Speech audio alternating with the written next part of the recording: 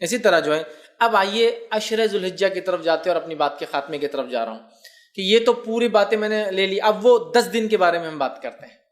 عشرہ ذوالحجہ جس کو کہتے ہیں، مطلب فرسٹ 10 days آف ذوالحجہ، حج کے مہینے کے پہلے 10 دن، ان ایام کی بڑی فضیلت ہے، یاد رکھیے۔ پہلے ذوالحجہ سے لے کر یوم النحر، مطلب 1 تاریخ سے لے کر 10، اور 10 کے دن ہم کیا مناتے ہیں؟ عید مناتے ہیں، یاد رکھیے، بقرعید جس کو کہتے ہیں عام زبان میں، ٹھیک ہے؟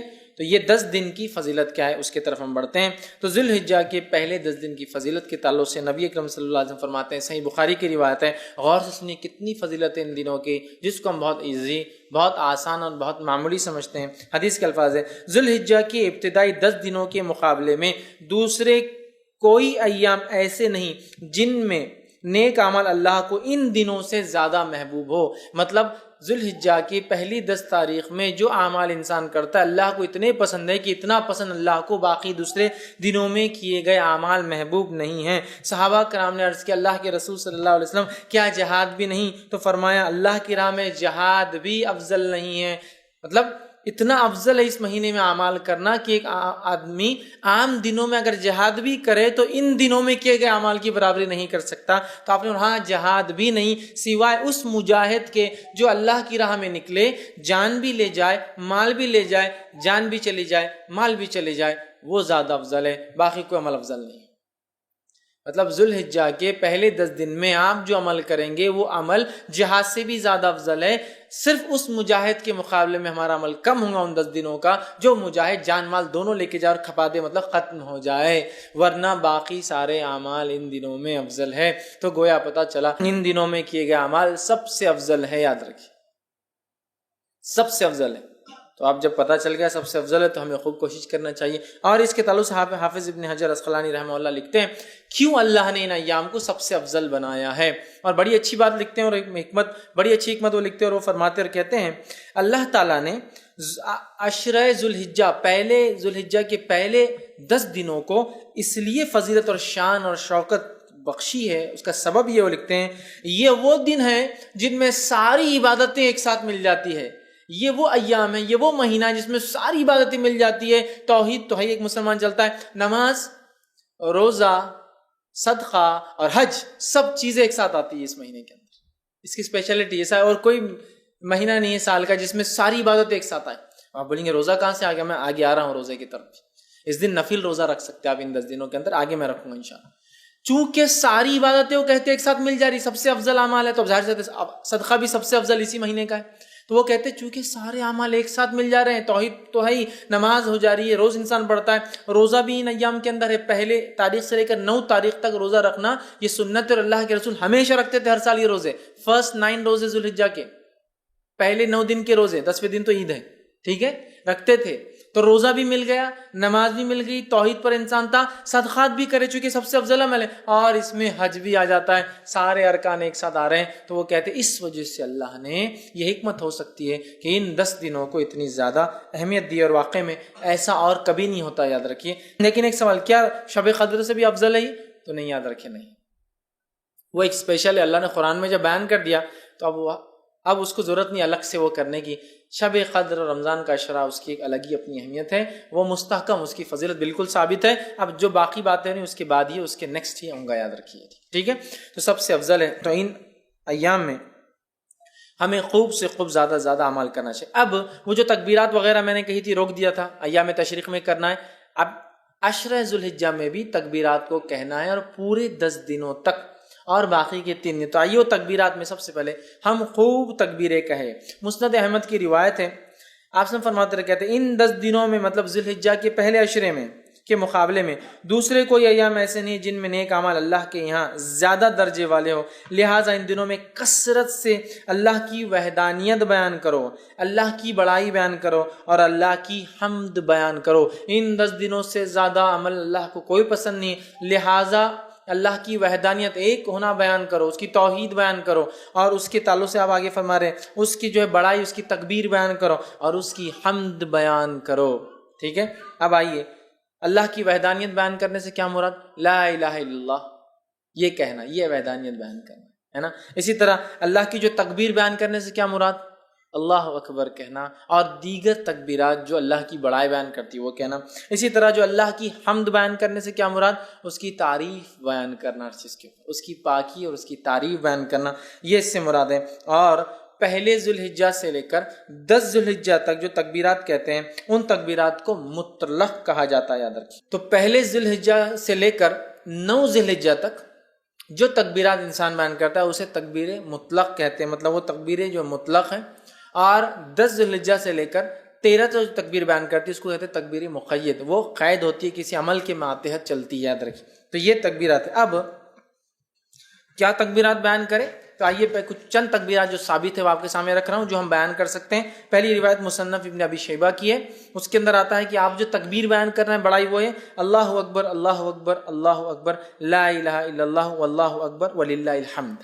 یہ سب سے کامن ہے جو ہم لوگ عموماً کرتے ہیں. اللہ اکبر اللہ اکبر اللہ اکبر 3 بار ہے. لا الہ الا اللہ، نہیں کوئی معبود سوا اللہ، اللہ بڑا ہے اللہ بڑا ہے اللہ بڑا ہے، نہیں ہے کوئی معبود سوا اللہ کے، واللہ اکبر اور اللہ بڑا ہے، وللہ الحمد اور ساری تعریف اللہ کے لیے. تکبیر اور اللہ کی حمد دونوں ایک ساتھ آ گئی. یہ سب سے مشہور اور معروف ہے، یہ آپ پڑھ سکتے ہیں. دوسرا جو پڑھ سکتے ہیں جو ثابت ہے وہ یہ ہے الفاظ اللہ اکبر کبیرہ، ٹھیک، اللہ اکبر کبیرہ والحمد للہ کثیرہ وسبحان اللہ بکرۃ واصیلا. دوسرا آپ یہ کر سکتے ہیں اللہ اکبر کبیرہ والحمد للہ کثیرہ وسبحان اللہ بکرۃ واصیلا، یہ آپ دوسرا کر سکتے ہیں. تیسرا آپ جو کر سکتے ہیں اللہ اکبر اللہ اکبر اللہ اکبر کبیرہ، اللہ اکبر اللہ بڑا اور اللہ سب سے بڑا ہے، یہ بھی ثابت اللہ اکبر اللہ اکبر اللہ اکبر کبیرہ.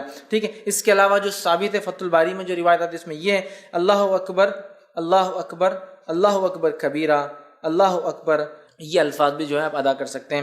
اس کے علاوہ ایک اور جو الفاظ ثابت ہے وہ یہ ہے سبحان اللہ والحمد للہ لا الہ الا اللہ واللہ اکبر اللہ اکبر وللہ الحمد. یہ تمام تسبیحات آپ کثرت سے ان ایام میں پہلے سے لے کر 13 تک کثرت سے بیان کر سکتے ہیں. صحابہ کا ان ایام میں کیا معمول تھا جو میں نے رکھا تھا نا کہ تکبیرات آپ نہیں پڑھتے، وجوہات شرم آتی فلاں، صحابہ کا کیا معمول تھا. آئیے امام بخاری نقل کرتے ہیں کہ عبداللہ ابن عمر رضی اللہ عنہما اور ابو ہریرہ رضی اللہ عنہ یہ دونوں صحابی جو ہے ان 10 دنوں کے اندر بازار کی طرف جاتے اور بازار میں جاتے اور اتنے زور سے تکبیر کہتے ہیں کہ لوگ بھی ان کی تکبیرات کو سن کر وہ بھی تکبیر کہتے ہیں.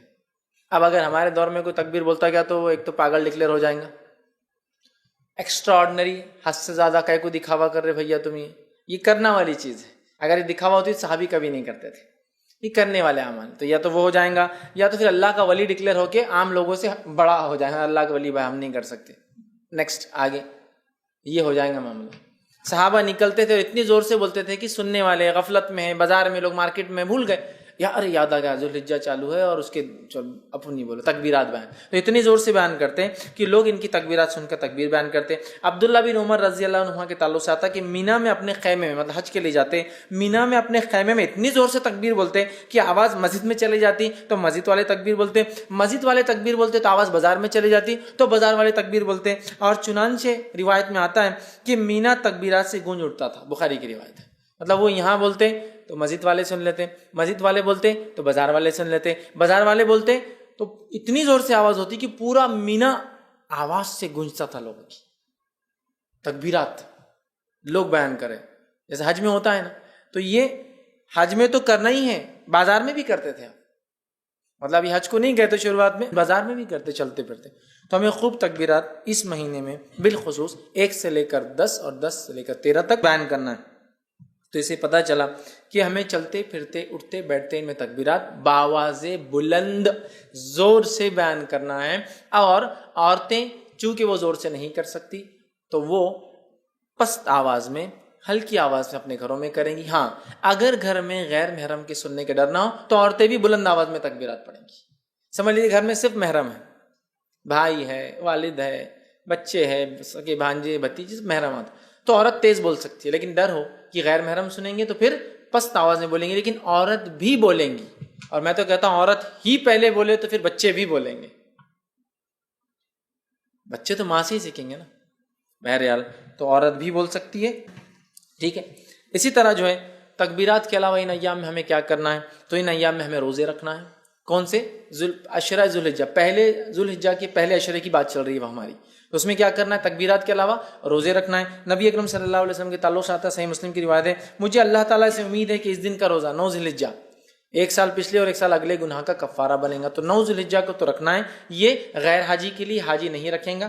اس کے علاوہ ان مہینے کے اندر جو روزے آپ رکھیں گے اس میں ایک روزہ جو مشہور اور معروف ہے وہ یہ ہے، جس کے تعلق سے روایت اس طرح سے آتی ہے، سنن ابو داؤد کی روایت ہے کہ آپ صلی اللہ علیہ وسلم کی زوجہ مبارک جو ایک زوجہ فرماتی اور کہتی ہے کہ نبی اکرم صلی اللہ علیہ وسلم جو ہے ذی الحجہ مطلب 9 ذی الحجہ کا روزہ، اس کے بعد جو ہے یوم عاشورہ کا روزہ، ہر ماہ کے 3 روزے، اور ایک روایت میں ذی الحجہ کے پہلے 9 روزے، 9 ذی الحجہ عرفے کا روزہ، اور جو ہے 10 محرم کا روزہ، اور ایام 20 مہینے کے 3 روزے کبھی نہیں چھوڑتے۔ اور ایک روایت میں الفاظ ہے آپ صلی اللہ علیہ وسلم پہلے 9 روزے ذی الحجہ کے پہلے مطلب پہلے عشرے کے پہلے 9 دن کے روزے، اور 10 محرم کا روزہ، اور اسی طرح ایام 20 مہینے کے 3 دن 13، 14 اور 15 یہ روزے کبھی نہیں چھوڑتے۔ تو اس روایت میں 9 روزے کے تذکرہ ہے، پہلے 9 روزے، تو پتہ چلا اس مہینے میں روزے بھی رکھنا چاہیے۔ مسند احمد کی روایت ہے، آپ نے فرمایا کہ تعلق سے آتا ہے، فرمایا آپ صلی اللہ علیہ وسلم کبھی 4 کام نہیں چھوڑتے، عاشورے کا روزہ، عشرہ ذی الحجہ کے 9 روزے، مطلب پہلے عشرے کے 9 جو ہے دن کے جو ہے فاسٹنگ روزے، اور مہینے کے 3 روزے آپ صلی اللہ علیہ وسلم، اور فجر کی 2 سنتیں، 4 عمل کبھی نہیں چھوڑتے۔ اس میں بھی کیا آ گیا؟ 9 روزے آپ صلی اللہ علیہ وسلم کبھی نہیں چھوڑتے تھے، تو عشرہ ذی الحجہ میں روزہ بھی رکھیے، تکبیرات، روزہ 9 روزے رکھ سکتے ہیں، 9 نہ بھی ہو پائے تو کم از کم ایک تو ضرور رکھیے، عرفے کے دن کا روزہ، ٹھیک ہے، یہ بھی جو ہے اس میں عمل کرنا ہے۔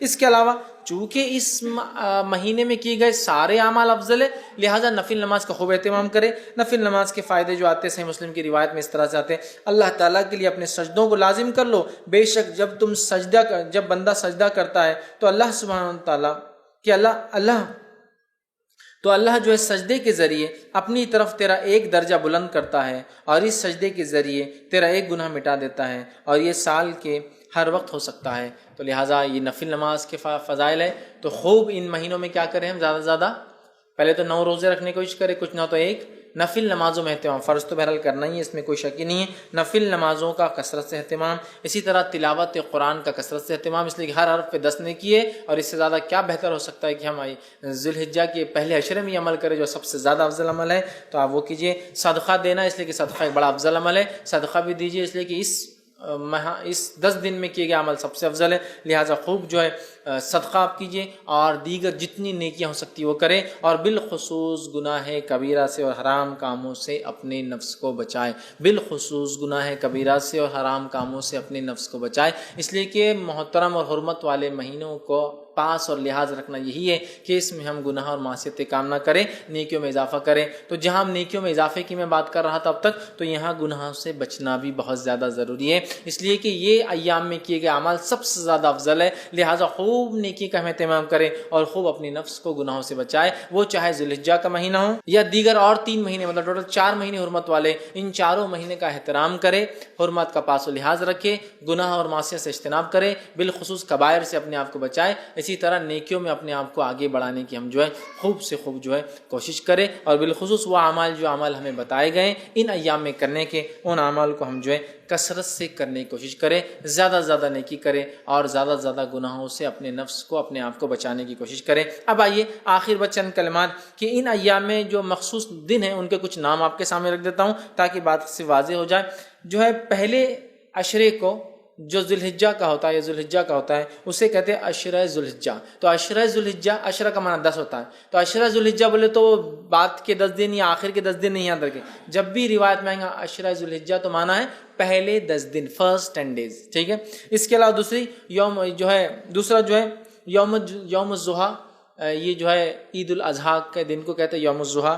اسی طرح جو ہے ایک اور دن ایام معلومات، جو ہم نے ابھی دیکھا قرآن کی آیت میں جو ہے، جو سورہ حج کی آیت میں 27 میں، وہ ہے 10، 11، 12 اور 13، یہ ایام معلومات ہیں، ان کو ایام معلومات بھی کہا جاتا ہے۔ کہ ایام معلومات مطلب 10 ذی الحجہ، 11 ذی الحجہ، 12 اور 13 ذی الحجہ۔ اسی طرح ایام تشریق 11 ذی الحجہ، 12 ذی الحجہ اور 13 ذی الحجہ کو کہا جاتا ہے۔ اسی طرح یوم عرفہ 9 ذی الحجہ کو یوم عرفہ کہا جاتا ہے۔ اسی طرح یوم النحر یوم النہر 10 ذوالحجہ کو، عید کے دن. یوم النہر مطلب قربانی کا دن، خون بہانے کا دن. تو یوم النہر 10 ذوالحجہ کو کہا جاتا ہے، عید کے دن کو کہا جاتا ہے. اسی طرح جو ہے یوم الترویہ کہا جاتا ہے 8 ذوالحجہ کو، جب جو ہے حاجی جو ہے مینا میں جو قیام کرنے آتے ہیں. اور یہ بات جو ہے سنن ابو داؤد میں آتی ہے، تو اس کو یوم الترویہ کہتے ہیں، جو 8 ذوالحجہ ہوتے ہیں. تو یہ چند نام ہیں. اسی طرح جو ہے لیلۃ